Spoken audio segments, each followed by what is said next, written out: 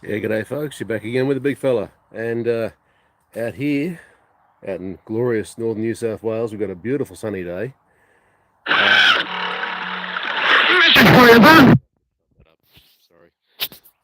my alert tone. Yeah, basically it's a lot better than what it has been lately.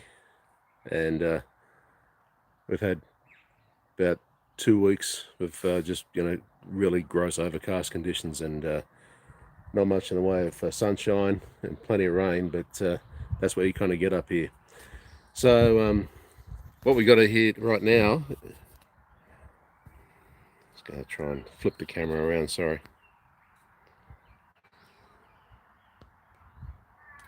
So down here, we've got our frog hotels. So what we have is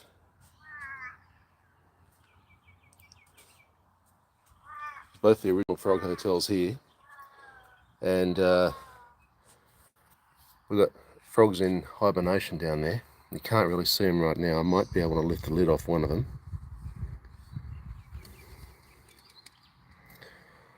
Alright, that's going to take a little bit of manipulation here, sorry.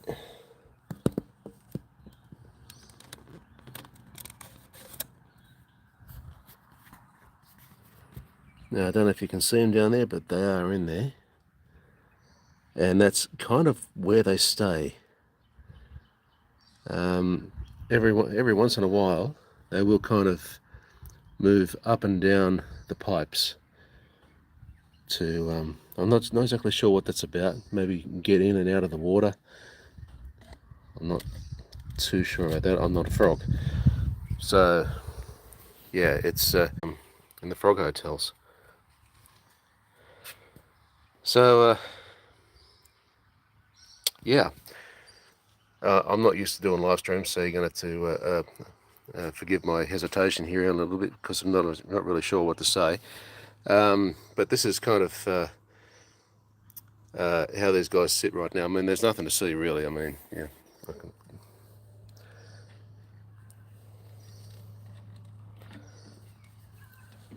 try and take that one off.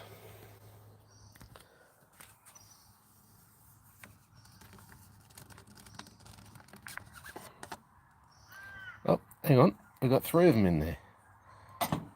Interesting. I don't know if you can see that. There's actually 3 of them inside, and they're all clustered together. So you've got a 3-for-1 combo in there. That's one of the big 65mm pipes. So I'll put that back on. So on some nights you will find... Shut up. Some nights you'll find that they'll actually come out of their little hibernation just briefly and then come right up to the top of the pipes. And sometimes you'll even find they're even outside and kind of dunking their butts in the water. So now I get a lot of questions about mosquitoes and if you get a lot of mosquito larvae around, but really we don't. The level of the water changes too often. I mean, the only place you'd really find it is probably down the middle there, and that's where a plant usually sits. But there's no plants down there right now. We're going to try and fix that up before the next spring or summer, so I've got a few months to wait now. But what we have is a water fluctuation. So it rises and drops. So we've had a fair bit of rain, so they hadn't really needed that much water. But these guys, they kind of they go with minimal water. But the thing is that they'll dunk their butts into it and kind of hide for as long as they can, just so they can minimise their presence to anything that's about trying to eat them. So yeah, let's see if we can find any more down there. I don't think the camera's actually going to get in there. No. Oh, there's a few down there. You just can't really see them because the light's bad, and I don't want to have to lift the lid on them. But this is their out of season time. So let's take a look at the comments. Hang on. Okay, RGB, very neat frogs and frog hotels. Thank you. James, hi, how you doing? RGB, again. Finally bought solar lights in hopes to attract local grey tree frogs. Grey tree frogs, where are you? Solar lights, okay, these ones, I get a lot of questions about this as well. So here's the collector. So this is one that I got from Bunnings. Okay, so Bunnings being our usual local store. You kind of get everything from there. So it's kind of like your Lowe's or what's the term? I can't think of your other ones. Yeah. So or Walmart. Yeah, that's it. So it runs down here. It's about a 3 meter run of cord, and it goes down to this little solar light here in the corner there, and another one just over here. Oh, hello. There's one right in there. You maybe can see it in there. Okay, so there's these 3 watt solar LEDs. So these are very directional ones. So why I've got them pointed up here is so that the light actually splashes onto the reflective surface here, and it's white, or more or less white. It's kind of a creamy color, but at night time, it's the best kind of lead that that the frogs have for actually catching insects, because the insects are drawn to massive amounts of light. So you got one down there and one over here. So what I used to have are these ones down here. So what happens with these? It's a bit of a mystery, but these actually start to coke up and scale over time. So these are about maybe 2 years old. They've gone all kind of hazy and foggy, and the solar collectors are pretty crap. I'll say that for nothing right now. But these ones are a little bit newer. Those ones I kind of removed maybe about a bit under a year ago, before I got these new solar lights, the 3 watt ones. And these ones are about 8 watts, but as you can see, they kind of disperse light evenly around the glass, and it makes a nice kind of even tone around the hotels, but it's not really good for catching bugs. So what they need is more bright light and more directional light, and that's where these come in. Okay, so what else we have here? So the design of the frog hotels, I mean, a lot of people ask about why they're up so high and why they're in buckets. Very simply, we have cane toads. And cane toads, while they can't climb anywhere, they don't have suckery feet like these little green tree frogs do. Cane toads they can jump, but they're very clumsy in their jump, and they can't really jump all that high. So the accepted distance up above, from like say ground level to up to the rim, about 600 mil, about 2 foot. So what we do is, we try to discourage cane toads, and that's kind of the whole methodology behind it is to try and keep the frogs away from them, because these cane toads, if you don't know about them, they have what's called parotoid glands, or little poison glands or sacs on their shoulders. And anything that goes near them or touches them, or even worse, tries to eat them, well, basically they're poisoned, and they soon die a pretty horrible death. So that's why there's so much hate around them, because they were brought in to combat the cane beetle years and years ago, and now they've become a pest of all their own. So, okay. We've covered my solar lights with a thick kitchen plastic wrap to make cleaning easy. Yeah, that's not a bad idea. Just don't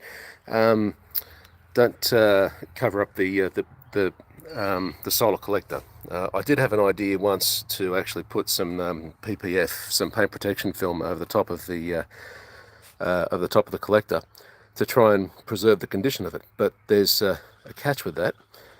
The problem with PPF is it's UV resistant, and what do these solar lights need to function? They need UV. So you're pretty much going to have a solar light that's not going to do its job and going to last forever. So yeah, a little bit of a problem there. So what we got over here, we did have 3 frog hotels. Now there's a plant there right now, but it's only temporary. But what we're going to do over this way,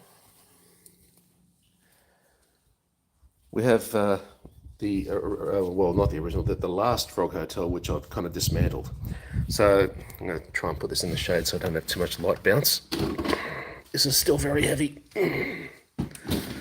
Okay, so this these are 90mm pipes, all right, so about 3 and a bit inches each, and I wanted to try and make this kind of like a spawning type of pool. And I was going to mitigate the risk of mosquitoes with the same type of thing with rocks and all that kind of thing. But when you have a fair bit of water around, mosquitoes are going to try and breed anyway.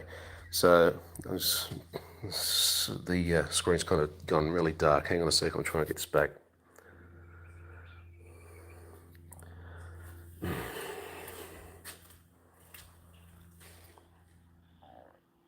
can't see what I'm doing. No, the screen's gone really dark. So I'm going to have to try and wing this one. So yeah, I had 2 different size pipes here. So under there, okay, so one here and one there, and they were kind of one in front of the other. I can't really replicate that here and now, but this is kind of how they were set up before. So down here, this one with the holes in it, this is for a plant. So a standard 6-inch plant would have sat in here fairly well. I had to kind of trim the roots to get it to sit in there properly. But what I did learn is that it's kind of unnecessary, because the plants you can just kind of drop in, and they'll just sit there in their stock containers. But over here, these 2 15mm pipes, these ones are for the lights, and they'll kind of sit on either side like that. So, and yeah, I'm trying to think of a different type of design. So it's going to incorporate a fairly big plant there, so the frogs can kind of not have to sit inside the hotels the whole time, but they can kind of sit somewhere that's more natural. And the only real way to do that is to put plants out. That's kind of what they're seeking anyway. So that's the bin hotel. As you can see, it's a standard 60 litre bin, made in Australia. So, and this is under there. That's the platform that everything's kind of mounted onto. So there's no chance of water ingress or anything like that. So under there it's fairly sturdy, fairly solid as far as I can tell. I mean, it's still very heavy, and it's got no chance of moving. So I was pretty happy with the way that turned out. So anything I can really think of with these things, if I can see it in my head, then it usually works out. But I'm kind of a realistic type of guy when it comes to doing stuff like this and designing. But yeah, sometimes you get fails and sometimes you don't. This kind of just worked out. And same with the other 2 hotels. So yeah, I'm looking for a couple of ideas. So if you got any real feedback as to what I can do, like redesigning the pipes, the pipe lengths, maybe the number of pipes, what kind of plant I can put in there. Yeah, floor's open, That's kind of what I want to do with this. Now, you're looking at maybe just under 2 foot diameter, I think. I'm not 100% sure on that one, but that looks like probably about right. So about 18 inches, maybe just under 2 foot diameter across, and yeah, that's kind of what I want to do there. So redesign is underway, so I'll have to get back into that in the next couple of months. So yeah, that's kind of it. I don't know what else to show you guys. I mean, around here there's not much else to really see. I mean, you got it's a great big paddock out the back here, and there's a couple of trees beyond the tanks, and that's about it. There's no real other places for the frogs to go. But we've got a lot of birds, and the frogs know to stay away from them. So what they do is they go into full protection mode during the day, and they just hide away. So when they hear nothing at night, that's when they kind of emerge, and that's when they come out, especially during spring and summertime, sometime in autumn as well. So this is kind of what we're living with right now. So it could be worse, could be really grey and overcast and rainy like it was last week, but yeah, really thankful for the conditions right now. So who else is commenting now? Let's have a look. Okay, look, the solar lights on a tall hanging basket poles, and that costs a good amount of light. Yeah, it's good. Yep, nice work. Okay, so I thought there may have been a few other people that might have showed up today, but hey, I'll take what I can get right now, because right now it's been, I'll try and switch this around. As I said, I'm not that great with YouTube and live streaming, but we'll see how we go. Yeah, it's been YouTube's kind of experimental thing to get us out there in the public eye as far as the Northern Hemisphere goes. And I was pretty shocked to actually see that the figures come up. I mean, I looked at the graph on the analytics, and it says 28th of June in America, which is 29th of June here. On the 29th, my stats started going bonkers. And I thought, hang on, what's going on here? And I looked at the analytics, and you can see that that college cap, that graduate cap thing, it's like a little blue thing that appears above your stats. And it says, if you mouse over it, it says experimental. I thought, okay, well, what are they doing with my channel? I was a little bit worried about it at that point, but I wasn't too worried as to think, okay, well, they're going to do something bad with it. But no, they've actually surfaced my original frog video content onto on an experimental type of basis, onto discovery, browse features. So when you got browse features, it's basically coming up in the thumbnails after you've watched another video, as far as I'm aware. And I thought, well, okay, that's pretty big news, especially for the Northern Hemisphere. But I really thought about it, and I thought, well, hang on, we've got winter over here. Okay, so when it's winter here, it's summer over there, and when it's summer, all the frogs are out. So I thought, well, that's probably one of the best times to actually do it, because while you've got frogs out over there, you're going to kind of look at places to actually put them, or if they're kind of hopping around your house, then they might look for a new home or something. So it's just one of those opportune things that YouTube decided to surface at exactly the right time. And I just got to thank you guys and YouTube for jumping on board and making the channel the success, or the success slope that it actually has become. So up near 700 subscribers right now. When I started, there were only about, I think it was about 380 to start with.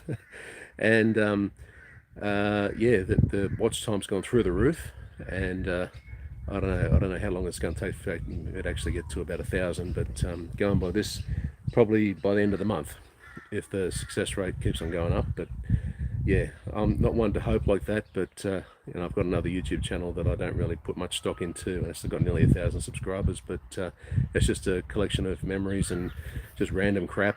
And yeah, I don't really pay much attention to it. I upload to it every now and again, but that's about it. But yeah, God, I can't put my hand in front of the camera. Anyway, yeah. So hang on, we've got another comment.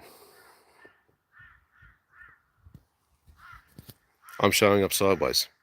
I started the video in landscape. Is this sideways or is this right side up?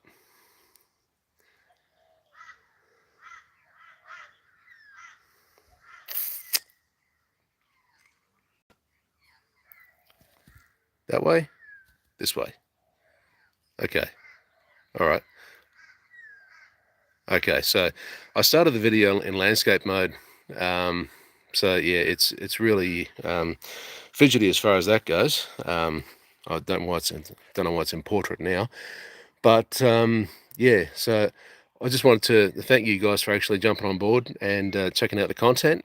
And yeah, I've got maybe another one coming up. I think probably well, I wasn't really planning on doing one right now, but because of the interest, I feel obliged to actually do something more with these frog hotels. But it's just the wrong time for me to actually do it right now because they're not going to be used. So when there's more frogs about, and there will be, so that'll probably be the next month or two, so maybe 3.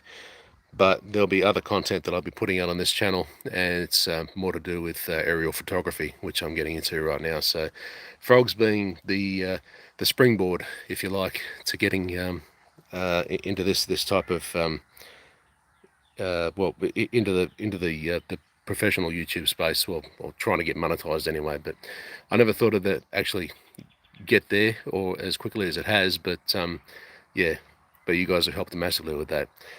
So yeah, I don't want really much more to say about that, but there's well, I'll give you another look at the frogs, see if I can anyway.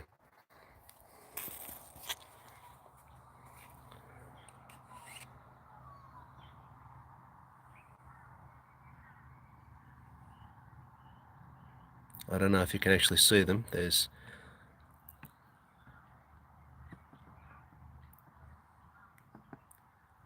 There's 3 right in that pipe there. They like to cluster up for some reason. So like I said, that's one of the bigger pipes. I got probably about a dozen in between both the hotels, and yeah, that's kind of yeah, that's where we're at right now. I'm going to put some more water in there a little bit later on because while it's sunny, it still does sap the moisture from any source that's around, and this is the closest one. So yeah, what we're going to do is fill them up a little bit later on. Probably at the end of winter I'll get to cleaning these ones out, because as you can see, they're a little bit green around the bottom of the pipes, and underneath it's probably not much better. So love to see the frogs. They seem to show up best in your evening lighting. Yes, I agree with that. So yeah, when you're trying to compete against the sun, it's not a good thing, because you just can't get the darkness that you need to see them properly right now. But I thought I'd try to show them to you anyway, because you guys have got so much interest in them. So anyway, that's about it from me right now. I've got nothing much else to say, except thanks very much for jumping on board and checking out my video series. A lot of you have, from North America and from Europe. I know there's a couple people. There's one from France and one from Spain, I'm pretty sure. They actually jumped on and said, okay, well, this is something we'd like to do. I thought, okay, that's great. So yeah, there's a local Facebook group that I'm on that is called Frog Hotels and Ponds Australia, and we only take people from Australia that like live here to actually understand the frogs and the type of things that we've got to deal with. I don't make the rules, but that's kind of their stipulation there, that you have to be from Australia. But there are other places that I think there's frog identification type pages that you could probably look at to see what other frogs are around here. I mean, we got oh, what do you call them? We got the green tree frogs here. We got the robust bleating tree frog, which is only about yay big. You know, it's really small. And we've got the dainty tree frog, dainty or graceful tree frog, and they're only about 4 or 5 centimeters long, but they are very well hidden in amongst the leaves. So they're designed to kind of stay camouflaged. When you see them, actually quite pretty to look at. But we get the normal green tree frog here. We don't get the red-eyed tree frog, which is kind of what people wanted to see, but they're more in northern Queensland type of area. But we do get some others. Like I said, cane toads are a bit of a problem, so we try to get rid of them as best we can. Identification of the eggs and getting them kind of cleared away is probably the more important thing, because once you see a cane toad, you got to find about 100 more. So, and they all come from those eggs. So cane toad eggs are very easy to spot. They're kind of in clear strands with black eggs, and they're not like frog eggs. So yeah, it would be great to see videos of more of your native frogs. I agree, and I wish I had more I could actually show with you. But right now, I think I can only put up maybe one other short compilation. I'd have to convert the video into shorts, like 9x16, and I think that'd be all I could really do, because I don't have really that much stuff I can actually put on YouTube that's not just kind of photos put together into a compilation. So yeah, I'd like to do something more. Like I said, it's kind of an inopportune thing for me right now, because while you guys have got your frogs out there now, ours just don't want to move. They're in brumation. So yeah, so all right guys, I'm going to wrap it up here, and I'll thank you all very much for watching, and for the subscribership, the watch time, and the views. It's just going through the roof, and I thought I'd at least do you guys the courtesy of giving you a bit of an update video to show my appreciation for what you got, what you've helped do for the channel. All right, so if you've got nothing more to say, I'll say goodbye right now. So this is the big fella. Have a good one, guys, and thanks very much for watching.